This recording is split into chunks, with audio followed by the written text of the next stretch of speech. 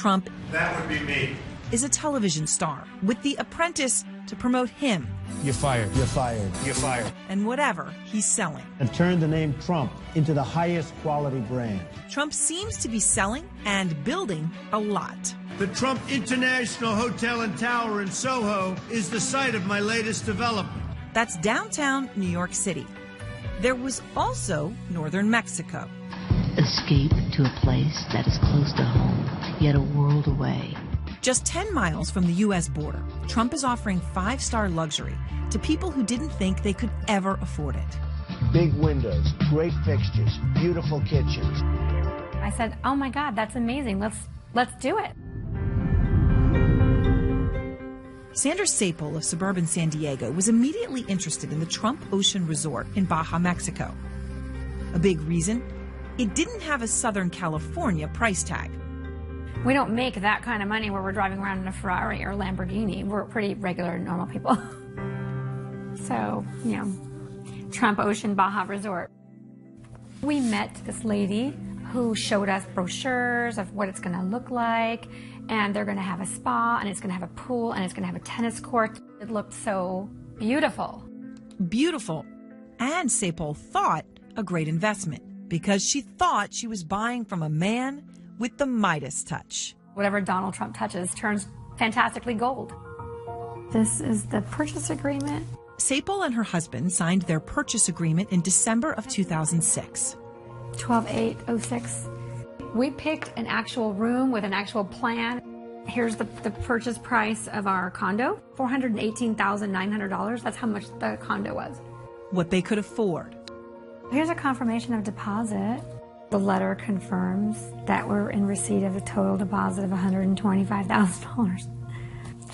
They'd lose every penny. It's hard when you feel like you've been ripped off by a big name. It's just, you just start to be like, how could this have happened? Trump Ocean Resort Baja, Mexico was never built. Construction never got beyond this, a giant hole in the ground. So there's my hole. That's what I bought, my hole. The failure of Trump Ocean Resort Baja, Mexico was among several Trump buildings that failed in the early 2000s. 2 projects planned for Florida also failed. The Soho Hotel, it went bankrupt.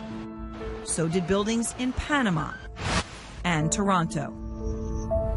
Most people in the city, when that tower went bankrupt, sort of just chalked it up to the global financial crisis. Oh, selling condos at a bad time. But a lot of people were building condos during the global financial crisis, and none of them went bankrupt. Like 400 towers were built at the same time as this one, and 399 of them made money. Marco Chown-Oved and Robert Cribb of the Toronto Star partnered with Columbia's journalism school to investigate what happened at the Trump building in Toronto. Everyone lost money except for Trump. Yeah. That is ultimately the main revelation that we walked away with. Everyone lost money but Trump. It's the bottom line. Again and again. He gained, others lost. Take Panama.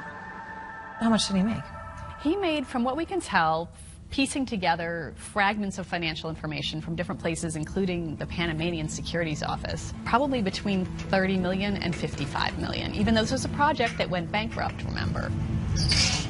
So everybody else lost, it goes bankrupt. Right. Trump walks away with somewhere between $30 and $50 million. Right. Everybody else lost. And Trump earned $30 to $50 million. How? A big part of the answer? Licensing. The way it works is somebody else decides to build a building. They say, hey, if I put Trump's name on this, I'm going to sell these condos more easily or get more attention to it. So they say, all right, Trump, we'll pay you a fee to put your name on it. Welcome to Trump Ocean Club International Hotel and Tower, Panama. Those Trump buildings in Panama, Toronto, Soho, and Baja, Mexico, all licensed properties. Donald Trump started licensing his name around the turn of the century because it was easy money. He didn't have access to borrowed capital from banks anymore because of all the failures of businesses the banks lost money on.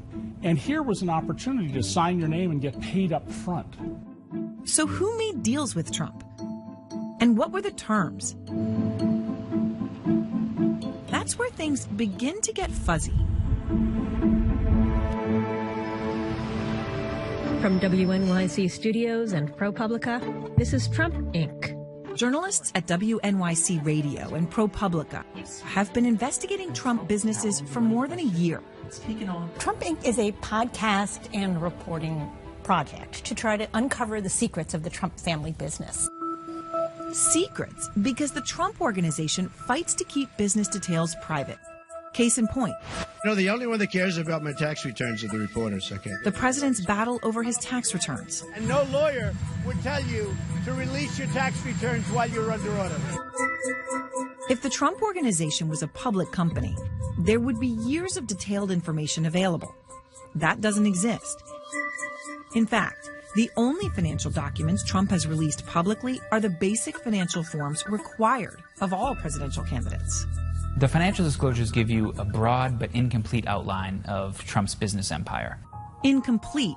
But one thing they do reveal is that the Trump Organization is actually more than 500 different businesses, including golf courses and hotels. But there's a lot missing. What's not on the form, most importantly, are things like the people you're in business with or any of your customers or clients. Later this hour, why that is important. Up next, for Sandra Sapol of suburban San Diego, having a second home, especially one in Baja, was a dream. Not everybody's American dream is the same. Ours was to have a family, have a picket fence, and have like that second property. This is the sales office. It's why she bought a condo at one of those Trump licensed properties. Trump Ocean Resort, Baja, Mexico. Only problem was, she didn't know that she was buying into a property. This was supposed to be my view.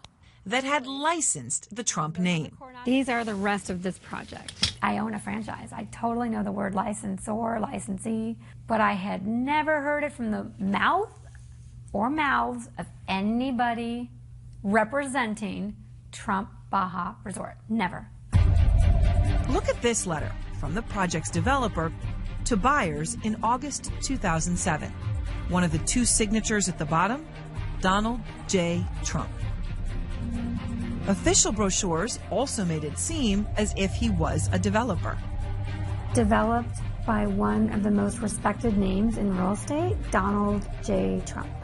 Trump said it, too. That when I build, I have investors that follow me all over. They invest in me, they invest in what I build, and that's why I'm so excited about Trump Ocean Resort. When I build, what I build. But Trump was not going to build anything at Trump Ocean Resort, Baja, Mexico. He didn't develop it. The company licensing his name did that. He set up this international licensing business where he would realize that there was an incredible value to the name Trump and that he could sell it and he didn't have to put anything into the project. He didn't put in any money. He had nothing to lose.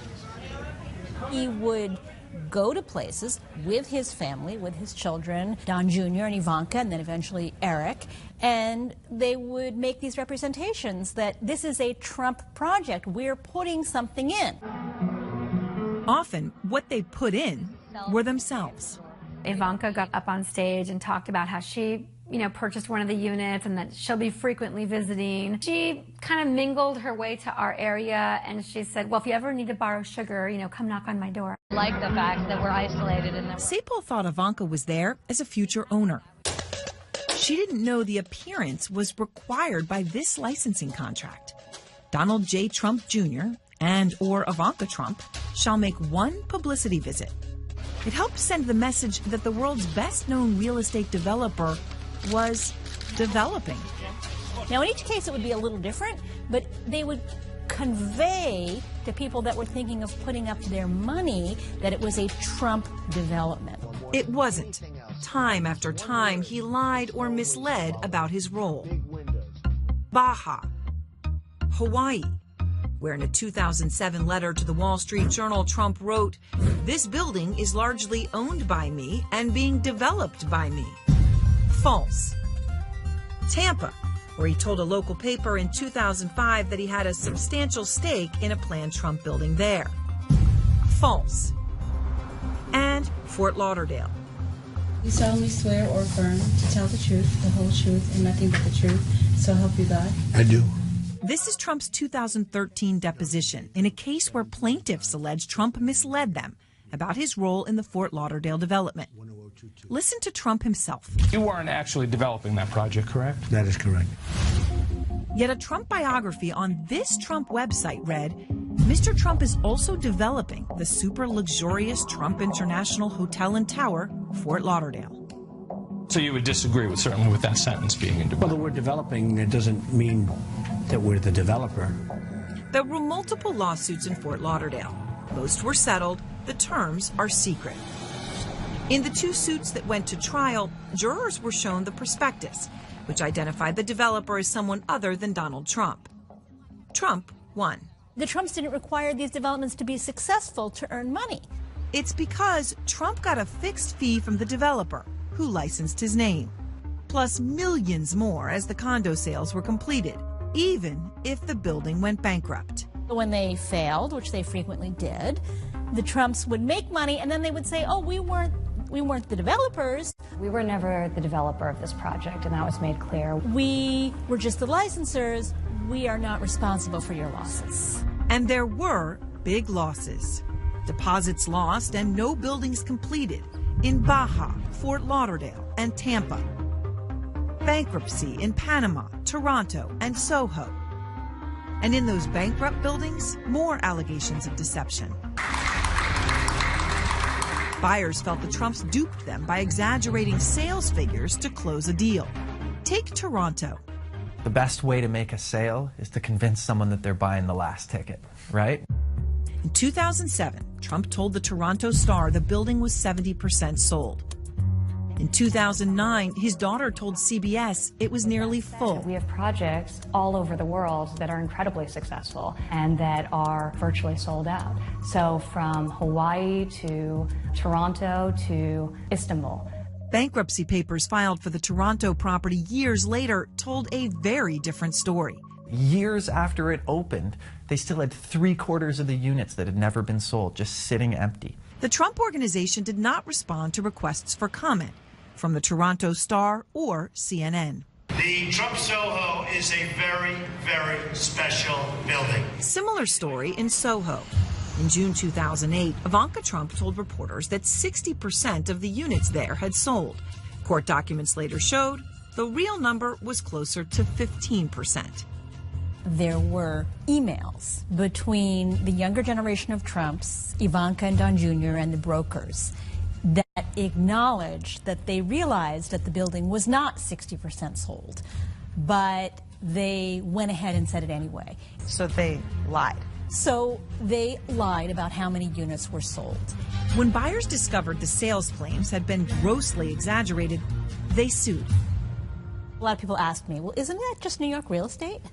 Isn't that just the way it works? And the answer is, there's ordinary real estate selling, and then there's this, which is a persistent pattern of saying things that aren't true. The civil suit by buyers was settled. The terms are secret.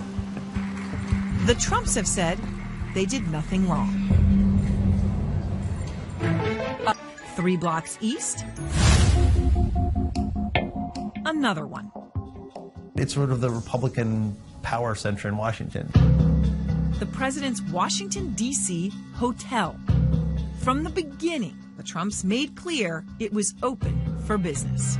On his way from taking the oath of office to the White House, they stop the motorcade, the family gets out, they take a tour on the pavement. Where? Right in front of that property. Back when he was still a candidate, Trump admitted the presidency could be a boon for his D.C. hotel. Just listen to Trump himself. We've beaten a lot of people, and I think people like that. So I think it's had I think it'll be great for the building in question. He was right. It's a wild scene at the Trump Hotel in Washington. Really, especially when Congress is in session, you could walk in on any night, and I would almost guarantee you'd see somebody that is in Republican politics or a member of Congress. How much money is the president making there? His financial disclosures claim $40 million in 2018. But we only have limited information about who is choosing to stay and pay there. We have no accounting whatsoever for keeping track of who is spending money at the properties of a sitting president. Among those spending money at the D.C. hotel are foreign governments. The Kuwaitis, who have an annual celebration in Washington, D.C., moved it from the Four Seasons to the Trump International Hotel. Bahrain held an event there. And Jonathan O'Connell and his colleagues at the Washington Post learned a lobbying group working for the Saudi government paid the hotel close to $300,000. I think in total we tallied around 500 room nights that they stayed there. The Post also discovered Saudi spending at Trump's New York hotel turned a red quarter black. And the paper uncovered that after Trump became president, Saudi customers increased at his hotel in Chicago. In D.C., the foreign guests have landed the Trump Hotel at the center of a federal lawsuit, filed against the president by the attorney generals of Maryland and Washington, D.C. When you ask them exactly why they're staying at the Trump Hotel, they're very clear.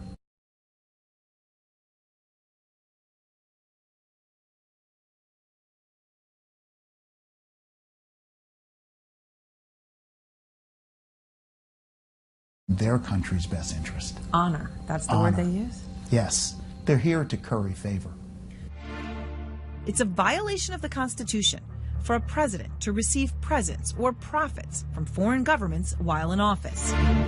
We know that President Trump every day is receiving monies from foreign countries. The Department of Justice wants the case tossed out. The suit is working its way through the court system, and Racine vows to appeal any ruling that goes against him. Meantime, back in 2017, a Trump lawyer insisted there was no conflict. Paying for a hotel room is not a gift or a present, and it has nothing to do with an office.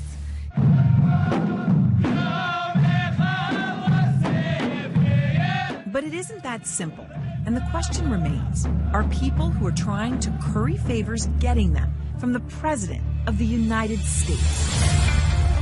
Take Saudi Arabia. The president made the country his first international trip, an historic honor. A year and a half later, Washington Post journalist Jamal Khashoggi was murdered in the Saudi consulate in Istanbul. The CIA blamed Saudi Crown Prince Mohammed bin Salman, but the president took the Saudi side.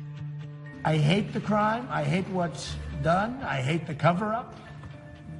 And I will tell you this, the Crown Prince hates it more than I do, and they have vehemently denied it.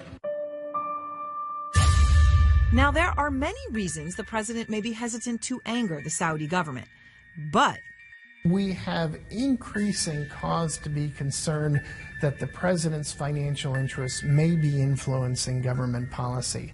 Now, I'll pause there and say we can't prove that, but the burden of proof is not on the American people. The burden of proof is on the president. As for profits from foreign governments, the president has vowed not to take them. That's why the Trump Organization says it voluntarily wrote a check to the U.S. Treasury for $191,000, claiming it represents all profits from foreign government patrons at Trump properties in 2018. Do you buy it? No. What we know from President Trump and the way he runs his business and personal affairs is that they are very opaque. Nothing is transparent. In other words, he suspects the president isn't telling the truth, just like when Trump promised he was separating from his businesses. President-elect Trump's investments and business assets have all been or will be conveyed to a trust prior to January 20th. And while the Donald J. Trump Revocable Trust was created and is now run by his sons, it didn't separate the president from his businesses. We have never had a president in modern history that has remained invested and is profiting from his company while serving as president. So let's just underline that. Haven't he had is that. still profiting Right. from the company. Right. Period. Correct. Modern presidents have all sold off their assets or put them into blind trusts. That meant there was no way they could knowingly impact their bottom lines. President Trump didn't do either of those things. It would be hard to even describe what he did as the bare minimum, because he essentially did nothing. Mike Tanglis of Public Citizen figured out some of what Trump did do by digging into those federal financial disclosures. On the 2016 disclosure, he looked at who Trump listed as owner of each of his more than 500 assets. It was Trump. Trump is at the center. He owns bits and pieces and all of hundreds of corporations and LLCs. He then looked at who was listed as owner on the 2017 assets. There were changes.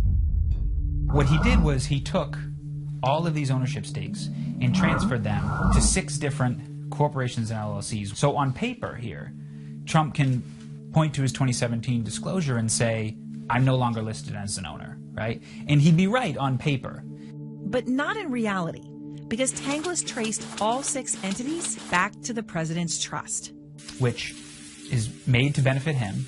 He can take money from it any time. Anytime. And this document proves that. First uncovered by ProPublica, the page says the trustees shall distribute net income or principal to Donald J. Trump at his request. And a Trump Organization attorney confirmed to ProPublica that the president has been able to withdraw money since the beginning of his presidency. It means people who want to influence the president have places to try. So if you want to influence Trump, you could go to the Trump International Hotel here in New York City. You could go to the Trump International Hotel in D.C. Then he has golf clubs and hotels all over the world. Condos in India. As for those condos in India, people are putting deposits. Right now, spring of 2019, it's concrete trucks and piles of rebar. But someday,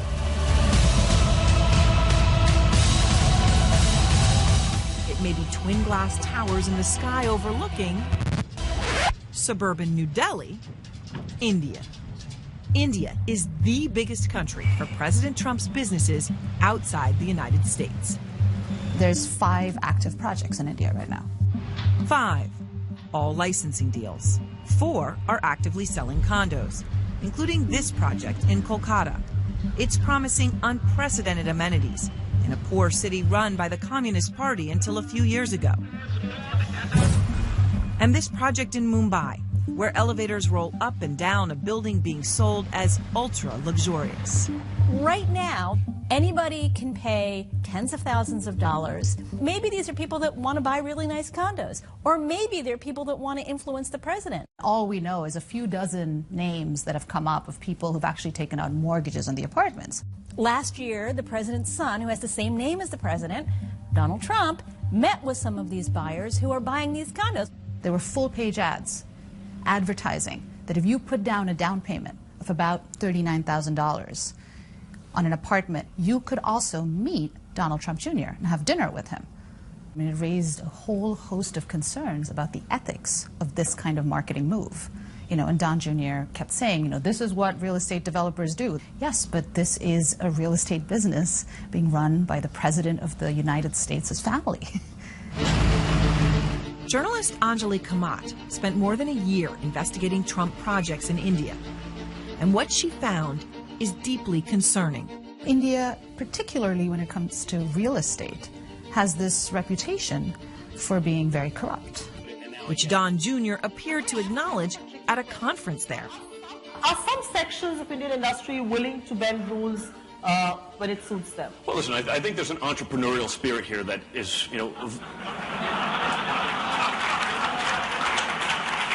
So in order to make even just, a simple warehouse in a city like Mumbai, you'd need 40 different permits.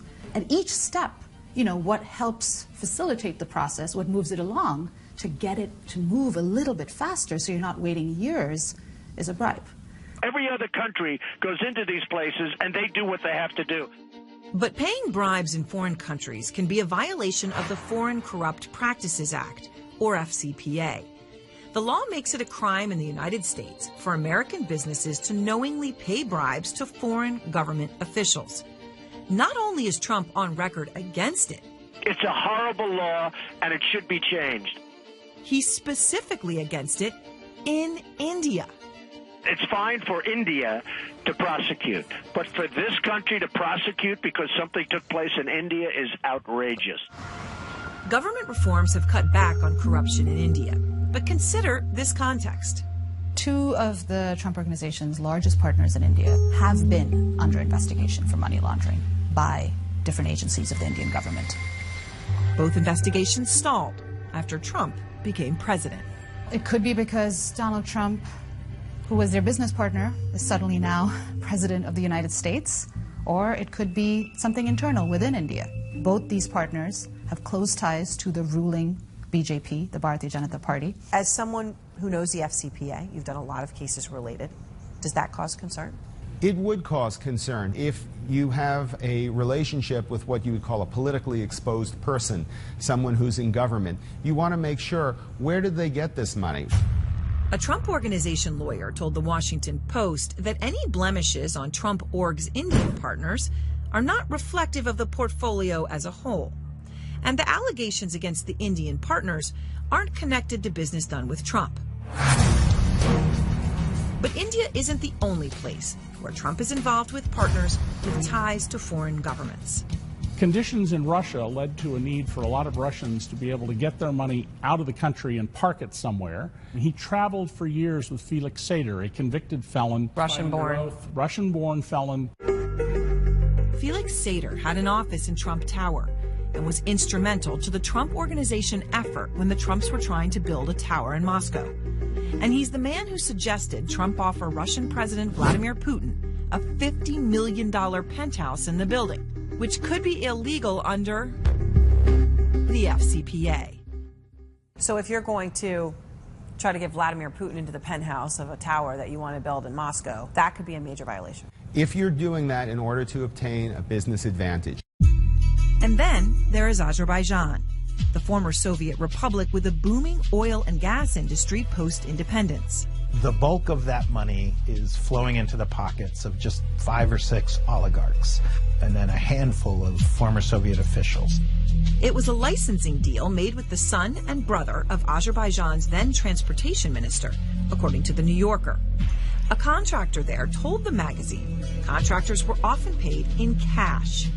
They were paying duffel bags filled with cash to some of the contractors, millions of dollars in cash, which is, of course, about as big a warning sign as it gets. Those are red flags. Certainly, you're dealing with a government official, you're doing business in a country that scores very poorly on the Transparency International Corruption Index, and so you have a real reason to take extra due diligence. A Trump Organization attorney told The New Yorker that the company did do due diligence for the Azeri project.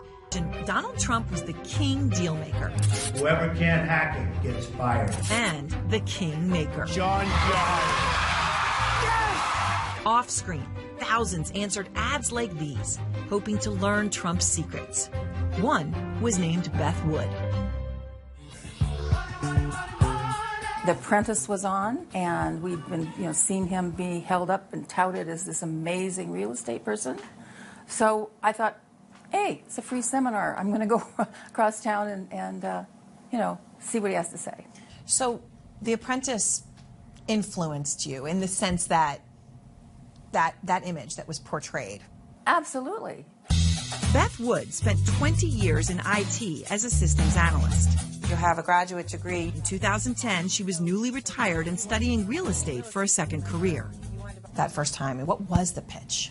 They showed a video of Donald Trump at Trump University saying that he was going to reveal the secrets of real estate, how to make you successful in real estate like he was. The world's most famous businessman. And he would do this with his hand-picked, hand-verified, blessed, personally selected instructors. These are all people that are hand-picked by me.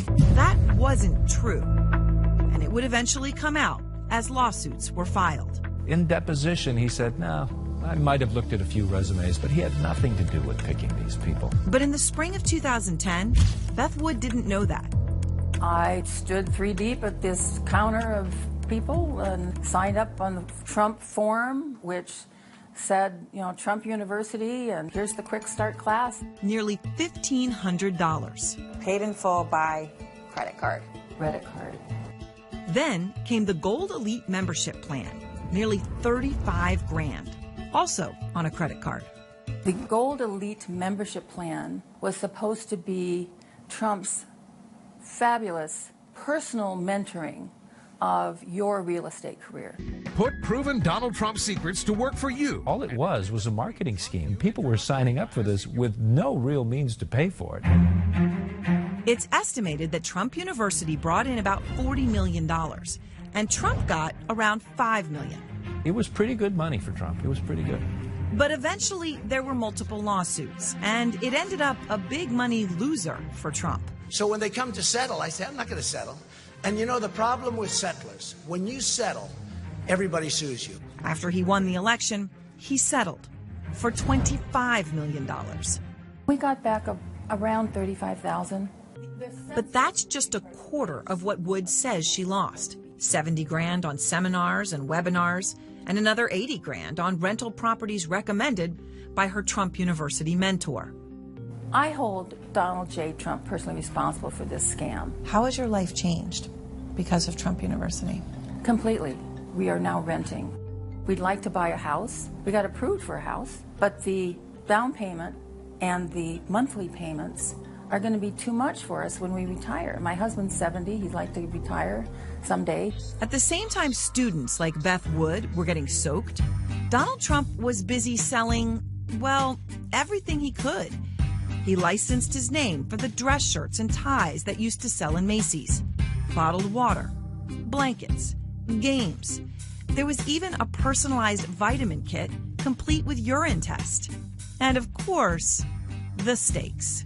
Trump steaks are by far the best tasting, most flavorful beef you've ever had. How did this happen? Donald is always on the hunt for cash because he's not a wealth creator, but a cash extractor. He needs to have cash, and once he'd built up his name through the Celebrity Apprentice and very smart marketing, then all these other things are ways to make money for him that don't involve any serious effort. One way he earns money right now takes no effort at all. Forbes magazine estimates Trump makes around $175 million annually. That's in rent from commercial buildings he owns or partially owns. Beginning in 2006, the Trump Organization spent serious effort and serious money building up a golf empire. 1, 2, 3. The bulk of his 17 courses, including this one in Turnberry, Scotland, were purchased by the Trumps between 2006 and 2014 during a very unusual spending spree uncovered by reporters at the Washington Post. Beginning in 2006, over the next 9 years, Trump spent around $400 million in cash on real estate. And 14 of those transactions were all in cash. Cash. A stunning discovery for many reasons. Mostly because all cash deals are rarer than holes in one. It's unusual in the business world, and particularly in the real estate world, to make purchases in all cash of that much money. I never saw him use his own money to do anything, to be honest with you. When it comes to real estate development, taking loans or bringing in partners spreads the risk. It's what Trump did all the time. I'm the king of debt. I'm great with debt. He didn't borrow any money. He had no other partners that we know of. No partners that we know of. So where did the money come from? Eric Trump spoke to us on the record for the story about how proud he was that the company was in a position where it was cash heavy during the recession. Former Trump executive Barbara Rez is highly skeptical. I don't see them having cash or using cash. And a golf reporter says in 2014, Eric Trump explained the source of the money differently. I said, Eric, who's funding? I know no banks, because of the recession, the Great Recession, have touched a golf course. He said, well, we don't rely on American banks. We have all the funding we need out of Russia. I said, really? On Twitter, Eric Trump responded, this story is completely fabricated. Up next. In 7 days from this letter, they needed $2,500 in their possession. A letter, a lawsuit, and a... I don't know why I keep crying. After all these years, you'd think I'd be over it by now, but I'm not. It hurts. It's been a decade since Sandra Sapol felt duped by Donald Trump. It was 2008. The international housing crisis was coming to a boil, and Sapol sensed something was wrong with Trump Ocean Resort, Baja, Mexico. So we got in the car one Saturday, we drove down there, and that office was closed and there was no furniture left inside. Oh, wait, you start getting like emotional. You're like, no, nothing's wrong. Within weeks, 2 letters. This letter was the very first time that we heard the Trump brand name and the Trump this and the developer that, licensed. It read, Trump Marks Baja LLC has elected to terminate the license agreement. The second letter explained, given the extreme dislocation of the financial markets, the Baja project will not be able to proceed. Sapol felt stunned. What? And deceived. What? The market sunk the project, but she believed Trump, the dealmaker she saw on Celebrity Apprentice, was steering the ship. Trump Organization attorney Alan Garten defended his client to CBS, saying buyers had an obligation to read the fine print. They're buying luxury, high-end real estate, and it's incumbent upon anyone to be accountable and responsible to read the documents. In the fine print, someone else is identified as the developer of the property. But the fine print is not all that matters. The question is, what are the representations that are made? Are they true or even close to true? And are they what we would call material? Are they relevant to a decision that a buyer of the property might make? And here, one would think that they are material, and it seems as if they were false. So then, like, the next step is, what are we going to do now? Where's our money? Who has our money? Where'd the money go? Nobody's returning emails or any phone calls. We're trying to get our money back. Sapol and her husband began contacting lawyers. And then somehow a law firm called us saying that many people are getting together. They're going to do a lawsuit and we'd like to be included. I said, well, yeah, we would like to be included. Of course we want to be included. Soon after, dear prospective clients, in 7 days from this letter, they needed $2,500 in their possession so that they can proceed forward. We're just, like I keep saying, like, we're normal people. We didn't want to pay $2,500 to be part of the lawsuit. We didn't have that kind of money. They didn't sign on, but scores of would-be buyers did, filing suit against Donald Trump and the real developer, accusing them of fraud. Trump denied